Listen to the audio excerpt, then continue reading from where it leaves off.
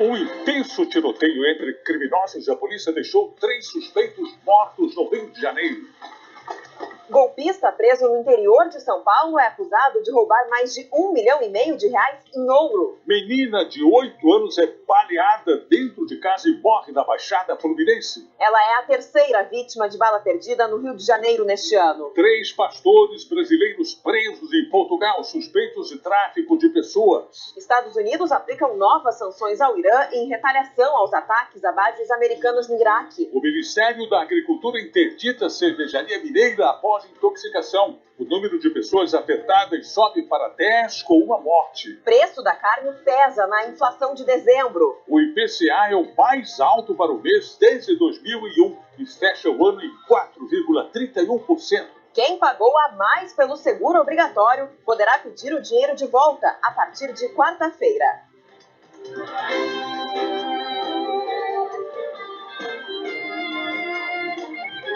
Está no ar o SBT Brasil. Bom dia. Oi, bom dia. Você vai acompanhar agora a reapresentação do SBT Brasil desta sexta-feira. 3 homens morreram e 2 ficaram feridos durante uma operação policial na zona norte do Rio de Janeiro.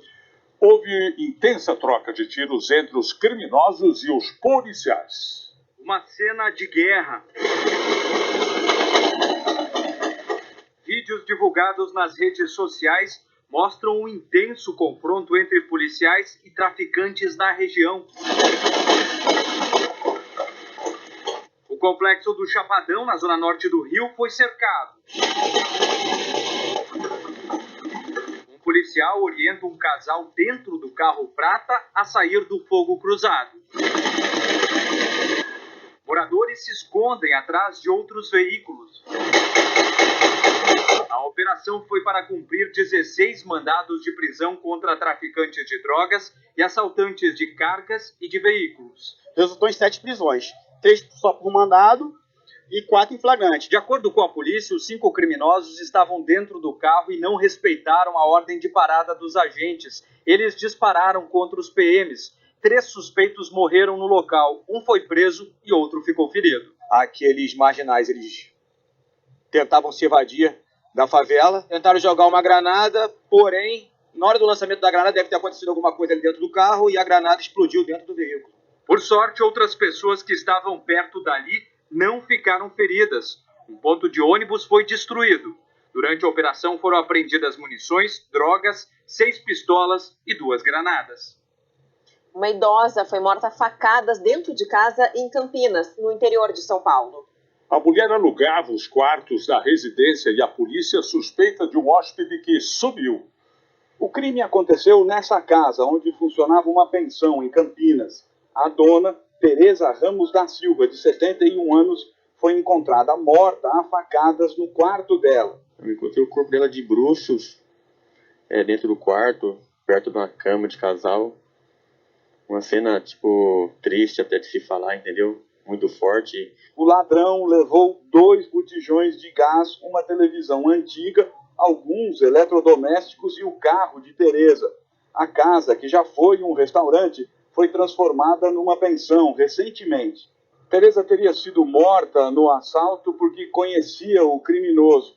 Segundo a Polícia Civil, o suspeito é um homem que alugou um quarto na pensão e que sumiu logo depois do crime. O suspeito fez um depósito antecipado, mas que foi estornado da conta da filha de Tereza. Ele teria colocado um envelope vazio no caixa eletrônico. Tereza disse para a filha que estava com dó do novo hóspede e que ia ajudá-lo. Ele veio morar aqui, eu vou ceder o tanquinho para ele lavar a roupa dele, tudo assim, sabe aquela pessoa que abraça as pessoas. O corpo de Tereza foi enterrado no fim da tarde desta sexta-feira. Uma menina de 8 anos morreu atingida por uma bala perdida dentro de casa na Baixada Fluminense. Já é o 3º caso somente este ano no Rio de Janeiro. Ana Carolina de Souza Neves, de 8 anos, estava na sala de casa com os pais e a irmã quando foi atingida na cabeça. A polícia acredita que o disparo partiu de uma comunidade que fica acima da casa. Uma perícia foi feita no local logo após o crime, mas o projétil não foi encontrado. e pode estar alojado no corpo da criança. O pai narra que ouviu apenas o barulho da telha se rachando. Então ele não ouviu confronto, troca de tiros, nada. A região é cercada por favelas sob o domínio do tráfico. A principal suspeita é que bandidos tenham disparado contra uma viatura da polícia que fazia uma abordagem próximo dali. A mesma viatura foi chamada por moradores para socorrer Ana. Ela foi levada ao hospital mais próximo, mas já chegou sem vida. De acordo com dados do aplicativo Fogo Cruzado, desde o início do ano, 3 pessoas foram mortas por balas perdidas na área que inclui a cidade do Rio, a Baixada Fluminense e a região metropolitana. A Divisão de Homicídios da Baixada aguarda o laudo do Instituto Médico Legal para saber o calibre da arma que matou Ana Carolina. O Tribunal de Justiça de São Paulo condenou um gerente de um bar acusado de estuprar e matar uma jovem de 23 anos com um taco de beisebol em 2016. O julgamento durou 7 horas. Além do réu, 5 testemunhas foram ouvidas. O júri que condenou Willy Gorayev Liger, de 29 anos, foi formado por 4 homens e 3 mulheres. Na decisão, os jurados concordaram com as qualificadoras apresentadas pelo Ministério Público. O meio cruel que foi empregado, a impossibilidade da vítima de oferecer qualquer defesa, qualquer resistência, o motivo do homicídio que foi para garantir a impunidade de um crime de estupro violentíssimo que ele havia praticado anteriormente. Débora Soriano de Mello, de 23 anos, foi assassinada na noite do dia 13 de dezembro de 2016, dentro deste bar, no bairro da Moca, zona leste de São Paulo. Ela se recusou a manter relações sexuais com Willy, foi estuprada e depois morta, com golpes de taco de beisebol na cabeça. Essas imagens mostram os dois, acompanhados de mais 2 casais, chegando ao estabelecimento onde ele era gerente. Willy e Débora haviam se conhecido horas antes numa casa noturna. Após o crime, o assassino fugiu. Ele acabou preso dias depois na Bahia e confessou o assassinato. O laudo toxicológico indicou que o agressor e a vítima consumiram cocaína. O acusado já tinha um histórico de violência. Em 2009, Willy Liger foi condenado a 11 anos de prisão após roubar e estuprar uma mulher. Ele respondia ao crime em liberdade. Enquanto estava solto, chegou a ameaçar a mãe do filho dele, que ganhou na justiça uma medida protetiva que proibia o ex-marido de se aproximar dela. Willy já está preso há 3 anos. Agora, ele foi condenado à pena máxima, 30 anos e 6 meses de prisão em regime fechado. Um crime de uma brutalidade incomum, não há outra solução a ser imposta ao réu que não uma pena longa em regime fechado. Subiu para 10 o número de casos suspeitos de intoxicação por uma substância encontrada em uma marca de cerveja produzida em Minas Gerais. O Ministério da Agricultura decidiu interditar a cervejaria que prometeu recolher a bebida nos supermercados e nas casas dos consumidores. Pascoal Demartini Filho, de 55 anos, que morreu na Santa Casa de Juiz de Fora na última terça-feira, e um cunhado tiveram os mesmos sintomas depois de terem bebido a cerveja artesanal há 1 mês. O cunhado ainda está internado. A Polícia Civil confirmou que nas amostras analisadas foi constatada a presença de uma substância conhecida como DEG. O dietileno glicol é prejudicial à saúde humana e não deve ser consumido. De acordo com o documento da perícia, as amostras eram de garrafas lacradas da cerveja Belo Horizontina e de 2 lotes específicos. O DEG é um solvente orgânico altamente tóxico que causa insuficiência renal e hepática, podendo levar à morte quando ingerido. A substância é usada como solvente para produtos químicos e drogas que não se dissolvem com água. Na fabricação da cerveja, pode ser usada no processo de resfriamento. Eu acredito que seja talvez algum pequeno vazamento, alguma coisa que permitiu que essa cerveja entrasse em contato com essa substância, né? Na embalagem eu acho pouco provável. A cervejaria Baker informou que o DEG não faz parte do processo de produção da cerveja Belo Horizontina e que os lotes citados no laudo seriam retirados imediatamente de circulação. As investigações continuam para verificar se a bebida foi mesmo a causadora da doença. O irmão de Célio é uma das vítimas. Luciano Guilherme de Barros está internado nesse hospital na capital mineira há mais de 30 dias. Entra no hospital direto e conversado e Tem pacientes lá, parentes de pacientes que estão com o mesmo problema. Paralisia total dos rins, né? E daí vem toxinas, vem as demais inflamações, né, oportunistas, né? A Secretaria Nacional do Consumidor notificou a cervejaria Parker para que em 2 dias apresente uma campanha de recall e informe em quais estados os lotes contaminados foram comercializados. A polícia gaúcha prendeu suspeitos de envolvimento na morte de um engenheiro em Imbé, no litoral do Rio Grande do Sul. A suspeita é que a vítima tenha sido queimada viva. Agentes cumpriram 6 mandados de busca e apreensão em cidades do litoral norte gaúcho. A operação ajudou a esclarecer a morte de Alexandre de Oliveira Brito, de 58 anos. Na ação, os policiais encontraram com os suspeitos objetos da vítima, como o telefone celular. Um dos envolvidos habilitou o smartphone da vítima em seu próprio nome no dia seguinte à morte do engenheiro. O engenheiro civil aposentado desapareceu na tarde do dia 9 de novembro na praia de Imbé. A polícia descobriu que a vítima saiu de casa porque tinha marcado um programa aqui na cidade vizinha de Tramandaí. Na verdade, o encontro era uma armadilha. Criminosos esperavam o engenheiro, que foi ameaçado, extorquido e morto. Segundo a polícia, o engenheiro foi queimado vivo. Subtraíram dele um dinheiro que era R$300, que era a quantia que ia ser utilizada para o pagamento de um programa, e resolveram matá-lo. Um dia depois do encontro marcado, um corpo carbonizado foi encontrado em Cidreira, cidade a 25 quilômetros de Tramandaí. Exames de DNA confirmaram que era do engenheiro. Antes do laudo ficar pronto, o corpo tinha sido enterrado como indigente. A família pediu a exumação e fez o enterro no final de dezembro, em São Leopoldo, na região metropolitana de Porto Alegre. Já a caminhonete da vítima foi flagrada por câmeras de segurança circulando em Araranguá, Santa Catarina, a 150 quilômetros de Imbé. A polícia prendeu temporariamente o homem suspeito de coordenar o crime, o garoto de programa, um rapaz que participou da execução e outro suspeito de dirigir o carro da vítima. Que a justiça mantenha essas pessoas presas para que isso não se repita com nenhuma outra família, né? Que a dor é muito grande. E vamos a outras notícias pelo Brasil. Bombeiros resgataram um homem que caiu de uma altura de 10 metros dentro da caixa d'água de uma escola infantil na capital paulista. Ele fazia um trabalho de manutenção no colégio quando se desequilibrou. O rapaz teve ferimentos na cabeça e na coluna.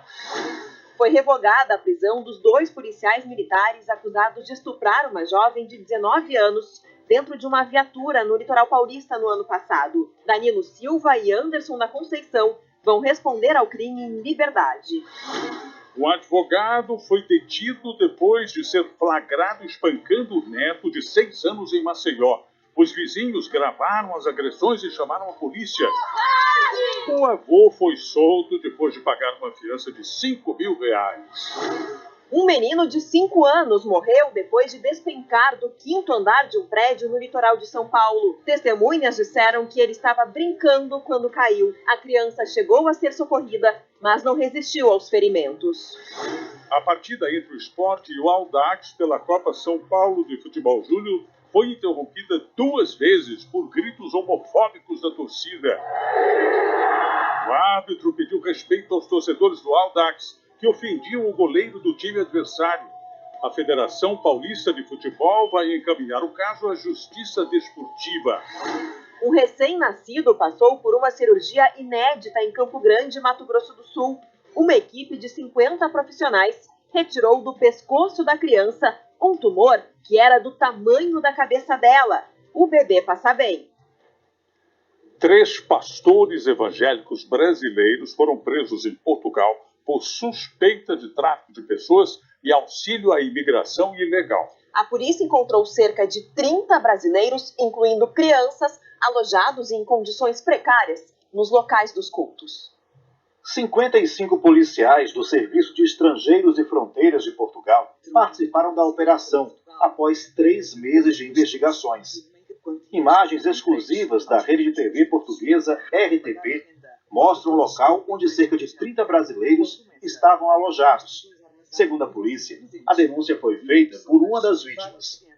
As famílias saíram do Brasil com a promessa de que seriam legalizadas e teriam emprego assim que chegassem a Portugal. Mas, de acordo com os policiais, a maioria estava em situação irregular no país e trabalhava sem qualquer registro oficial. Além disso, para morar no alojamento, os brasileiros tinham que pagar quantias em dinheiro para a organização religiosa, que não teve o nome revelado. A imprensa portuguesa afirma que o valor do aluguel do alojamento chegava a 300 euros por mês, cerca de R$ 1.400, e os fiéis ainda tinham que pagar aos pastores 10% do que ganhavam trabalhando para a igreja. Desde o início da operação, a polícia cumpriu 3 mandados de prisão e 5 de busca. 2 pastores e uma pastora, todos de nacionalidade brasileira, foram presos. Eles já foram ouvidos pela Justiça Portuguesa e devem responder pelos crimes de auxílio à imigração ilegal e tráfico de pessoas. Os pastores continuam detidos e os imigrantes permanecem no alojamento até o fim das investigações. Os Estados Unidos anunciaram hoje novas sanções ao Irã em retaliação aos ataques contra 2 bases americanas no Iraque. O anúncio foi feito pelos secretários de Estado Mike Pompeo e de Tesouro Steve Mnuchin.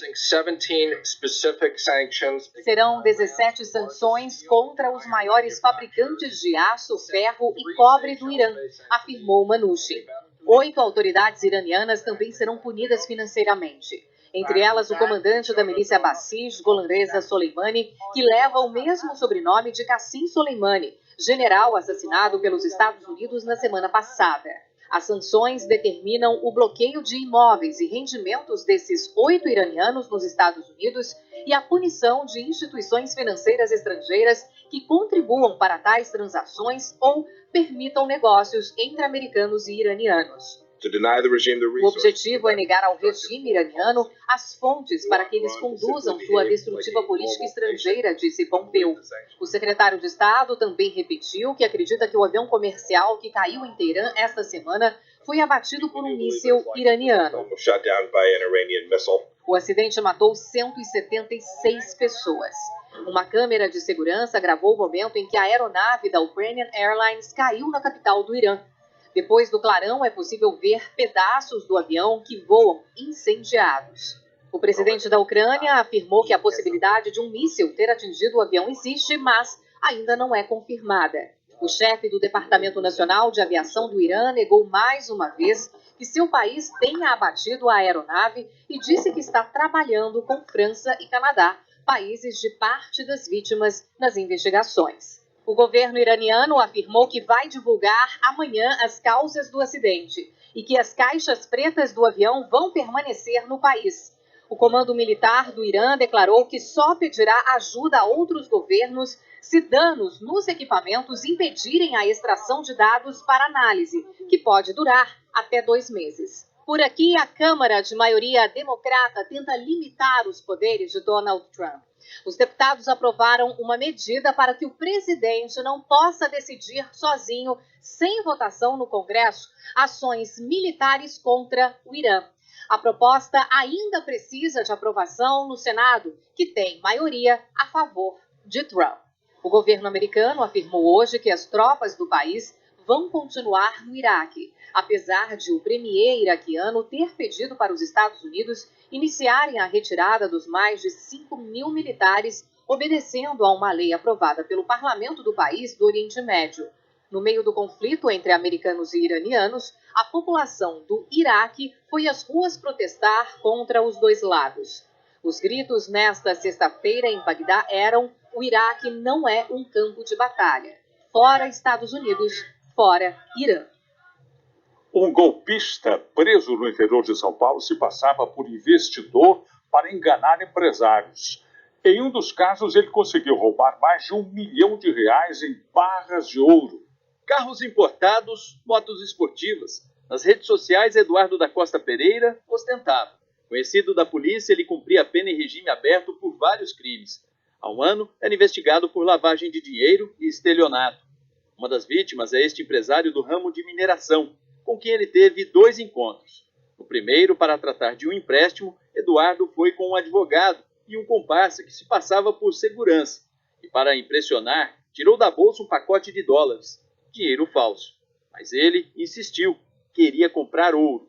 Na segunda reunião, como prova de confiança, a vítima levou quase 6 quilos em 8 barras. O estelionatário pediu para verificar a qualidade do ouro. Pegou, saiu da sala e fugiu. Eu estava tranquilo, eu estou aqui do lado, tirei teu olho, já veio com esse dinheiro que a gente concluiu de noite. O advogado me fez umas perguntas, me tirou totalmente a atenção. Eu estava me sentindo em casa para entrar com os. Os policiais encontraram Eduardo da Costa Pereira neste condomínio de luxo em Atibaia, onde recentemente ele comprou uma casa avaliada em R$2.700.000. Eduardo está preso temporariamente por 5 dias, mas o delegado vai pedir à justiça a prisão preventiva por tempo indeterminado, porque durante o inquérito de lavagem de dinheiro e estelionato, ele tentou atrapalhar as investigações. Os policiais encontraram 2 das barras de ouro, além de dólares falsos e uma arma sem identificação. O homem que se passava por segurança também foi preso e a polícia investiga a participação do advogado.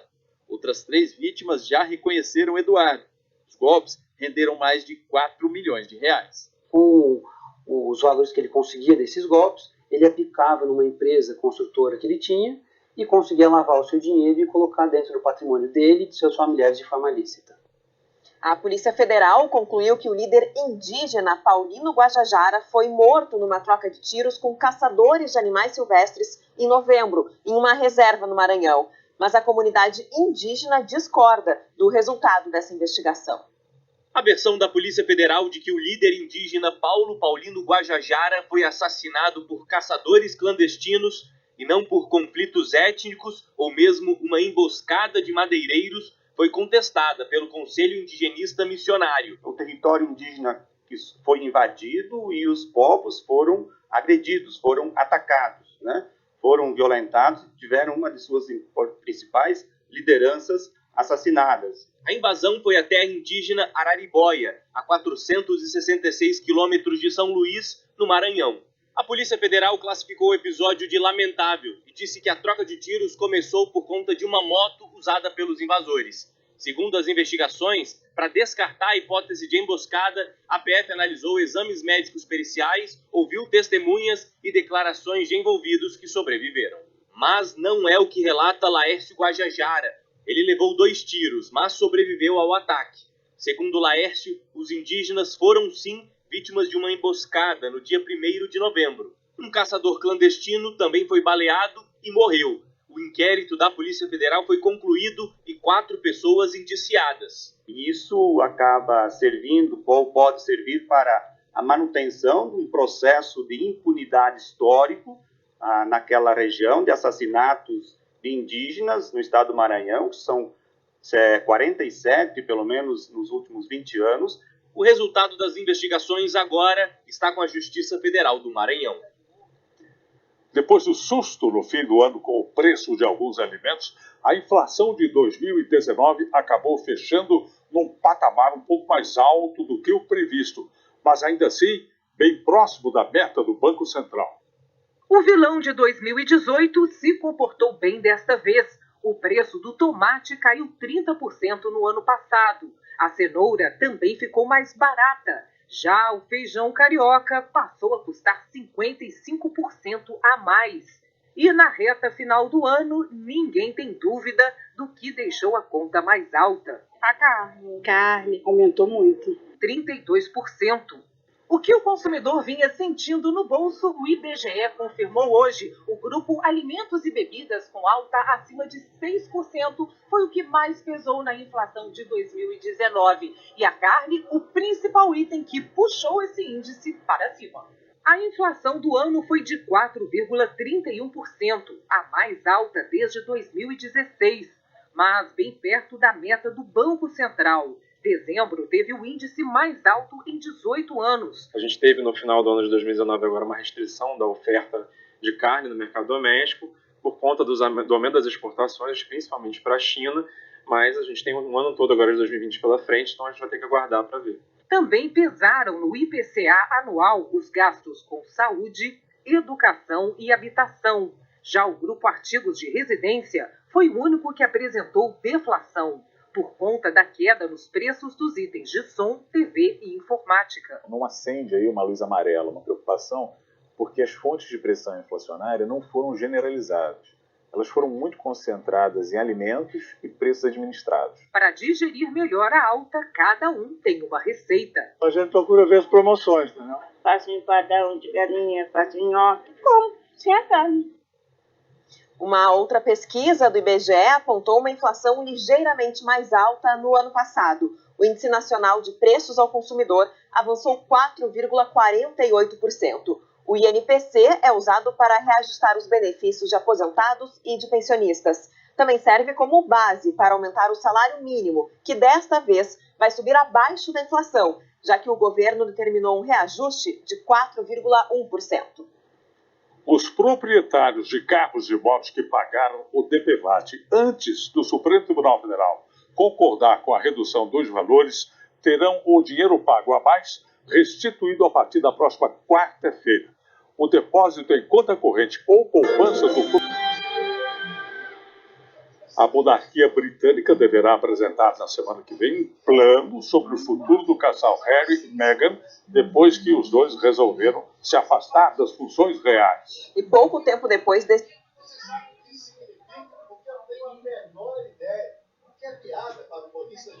Esse anúncio, que gerou uma crise na família real, a duquesa voltou para o Canadá. Sérgio. Nem deu para participar do aniversário de Kate Middleton, que fez 38 anos ontem. Meghan Markle deixou Harry em Londres e foi para o Canadá, depois de apenas 3 dias no Reino Unido. Voltou para o mesmo país onde ela, o marido e o filho Archie passaram 6 semanas antes de anunciar que estão deixando as principais funções na família real. Você sabe o que isso significa? Porque eu não tenho a menor ideia. O que é piada para o humorista de uma TV dos Estados Unidos é a maior preocupação da família real no momento. A ordem agora é conter a crise e encontrar uma solução o mais rapidamente possível para evitar ainda mais desgastes para a monarquia.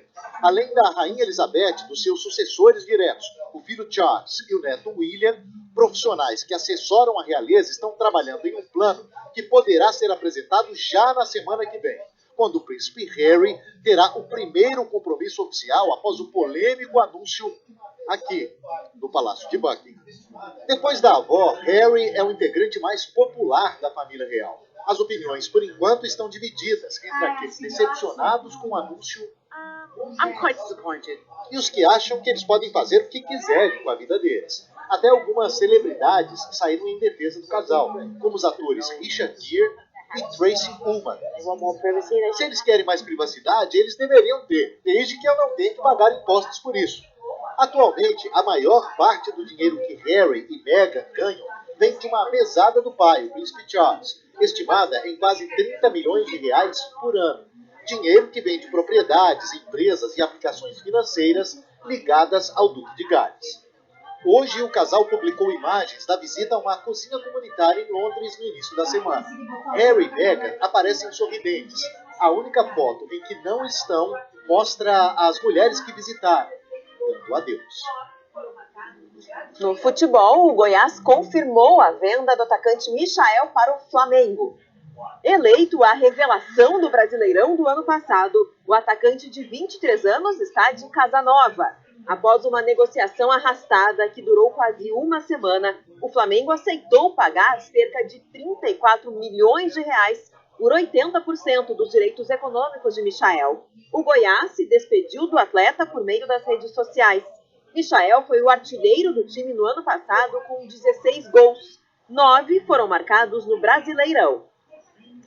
Jogadores que disputaram a final da Copa do Mundo em 94 participaram de um amistoso ontem em Fortaleza. 25 anos depois, os tetracampeões do mundo se reuniram para uma noite de nostalgia no estádio Presidente Vargas. Lendas do futebol, como Bebeto, Tafarel, Aldair, Cafu e Romário estavam em campo diante da Itália, adversário da final em 94 nos Estados Unidos. Romário chegou a marcar o dele, mas a arbitragem deu impedimento. No fim do jogo de ontem, Massaro, vice-campeão do mundo há 25 anos, marcou o gol da vitória dos italianos. Estádio lotado, torcida toda aplaudindo a gente. Não podia faltar esse jogo, não. Foi muito legal. Com a elevação das temperaturas agora, durante o verão, cresce também o número de internações que são causadas pela desidratação. Dados do Sistema Único de Saúde apontam que crianças estão mais expostas aos problemas causados pela perda de água. Parece a receita perfeita para a diversão, férias e altas temperaturas. Por outro lado, tem algo que pode acabar com a brincadeira. A desidratação nada mais é que a perda de água do organismo e alguns eletrólitos. Isso ocorre normalmente em crianças muito pequenas, porque a superfície corpórea dela é maior do que do adulto. Ela perde calor e perde água muito mais rápido do que o adulto.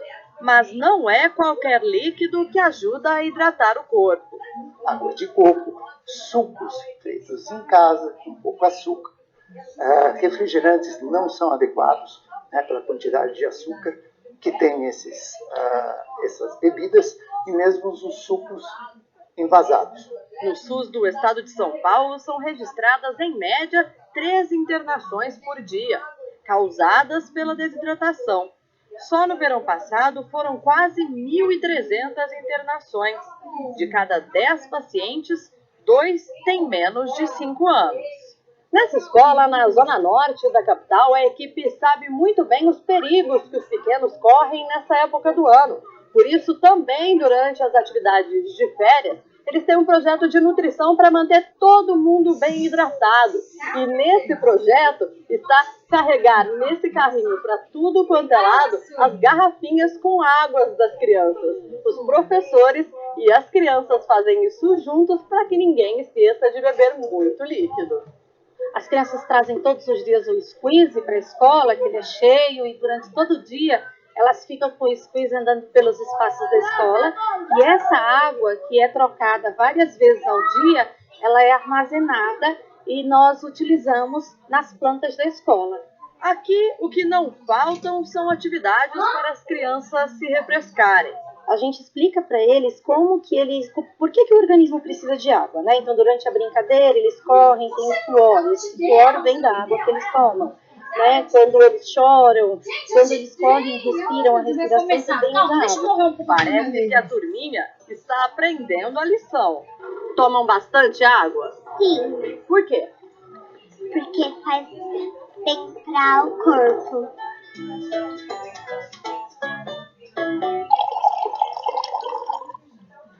Boa noite. Boa noite, um ótimo fim de semana para você.